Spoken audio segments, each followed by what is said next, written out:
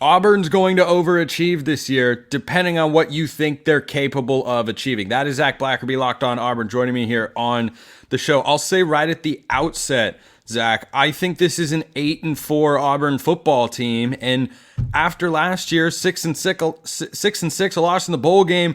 Yeah. I think most people are kind of like, it's Auburn. That's kind of what they are. But I look at the moves they've made. I look at Hugh Freeze's track record as a head coach. The fact that they were a 4th and 31 away from being a 7-5 team, which feels a little bit different. Maybe it's a different bowl game. Maybe they win 8 games. The margins were pretty slim. So as long as Payton Thorne is capable, competent, decent, I think this Auburn team can go 8-4. The schedule is not horrible.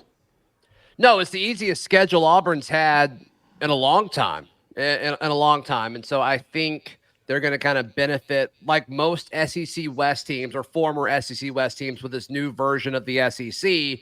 The schedule is going to get easier. So we'll see what that looks like. But there are several reasons to think that Auburn can go 8-4. I'm with you. For a big chunk of the offseason, I wavered back and forth depending on what kind of mood I woke up in, if Auburn was a 7-5 team or an 8-4 team.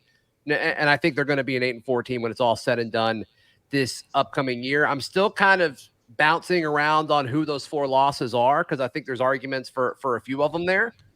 But Auburn has done everything they possibly can this offseason to make it not about the guy you mentioned, to make it not about Payton Thorne. You go out and get Cam Coleman, Perry Thompson, Bryce Kane, and Malcolm Simmons. They call them the Freeze four true freshmen that are exceptional, Spencer. They have – you always stand next to these athletes, and it's like you're watching practice or whatever, then one of them walks by and you point and you say, that's different. That looks different. And Auburn hasn't had a class of receivers like this arguably ever. So we'll certainly see what kind of impact they make as true freshmen. We're all expecting Cam Coleman to do it. I think Perry does it. I think Malcolm does it. I think Bryce has a chance. He's more of a slot guy, and there's more slot receivers on this roster. But they went out and got those guys. They got Keandre Lambert-Smith, who I think you think pretty highly of him. They got him from Penn State. Mm-hmm. Robert Lewis, very skilled and talented receiver from Georgia State. There's a lot to like. They made the offense not as much about Payton Thorne. It's easier to play quarterback now at Auburn than it was a year ago, and that's important. And I'm a big Jarquez Hunter fan. Big sure. Fan. I think the balance that Auburn can have offensively with that offensive line could be really good and allow Payton Thorne to only need to play complementary football. Now, does Payton Thorne factor into the ceiling I put on this Auburn team, which is 9-3? Yes. Yeah, he absolutely does. If you put a better quarterback into this Auburn system and on this team in 2024, I think Auburn's ceiling could be 10-2. I don't know if I could get them to go over the hump and beat Bama or Georgia this year, even with a better quarterback, but I would be more inclined to pick 9-3 if the quarterback situation were different. As it is, I think it's enough. Yeah. And you mentioned Auburn's schedule kind of being, I think it's interesting.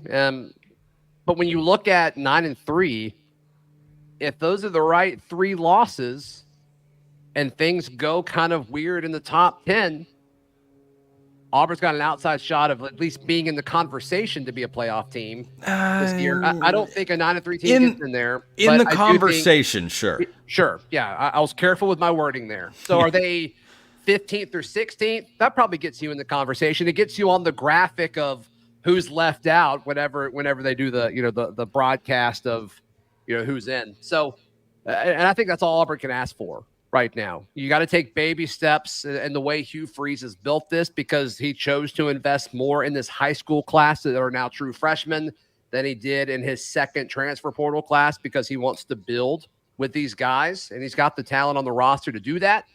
But yeah, I mean, 9-3 would be an exceptional year. I still think Auburn goes 8-4, Spencer, and it sounds like you do as well. But if something goes the right way, and Auburn can close out games kind of like they weren't able to do a year ago, 9-3 is certainly on the table.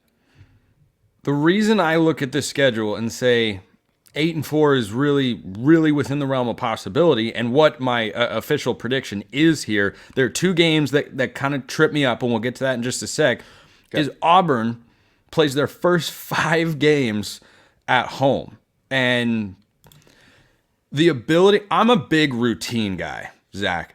Big routine guy. I'm a routine guy on the golf course. I'm a routine guy when I wake up in the morning. I'm a routine guy when I go on the same vacations every year. I love routine. The ability for those players to be in the same routine, to not have to travel for over a month, I think is huge. To have the home cooking factor. I think they're beating Cal week 2, who's a solid ACC team, by the way, but Auburn is not going to.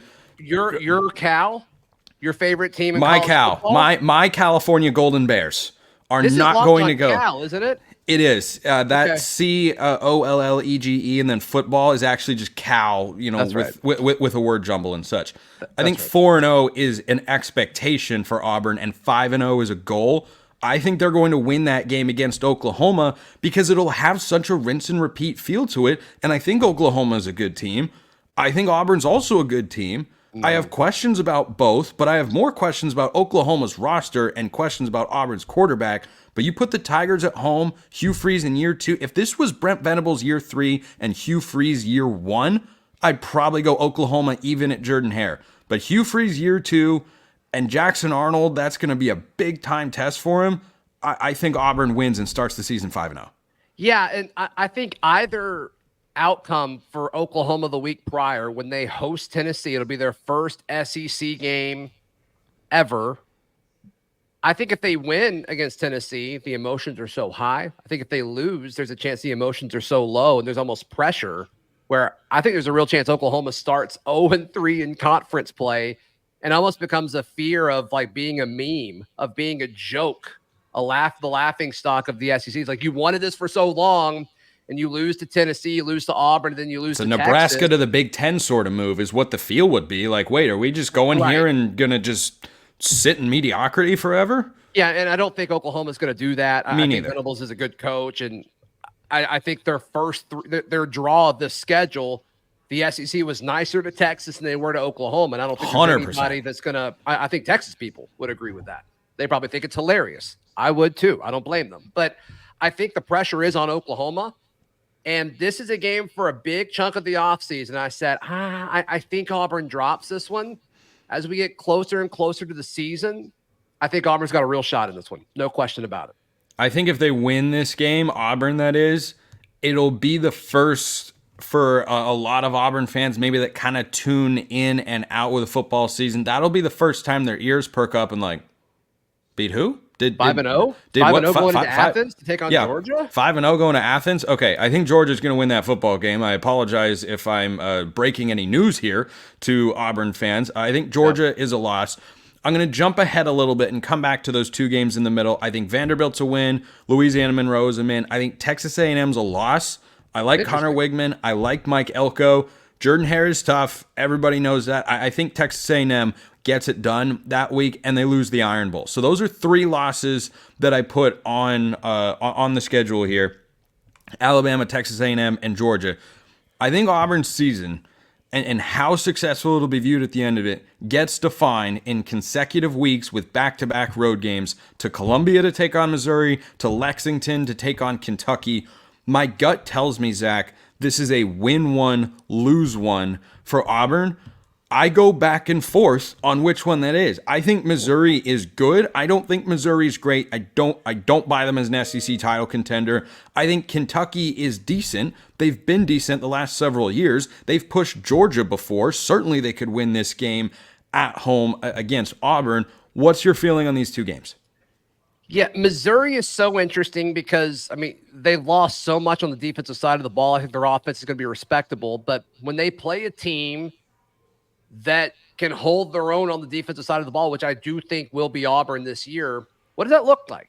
What does that look like? And I think they're going to have a hard time stopping the run. I think that's going to be one of the strengths of Auburn's offense this upcoming season. And so could that be a mismatch on the road? Missouri should be around a top 10 team at that point of the year because I think a lot of their stuff happens afterwards. I think they go to Alabama the week after they host Auburn.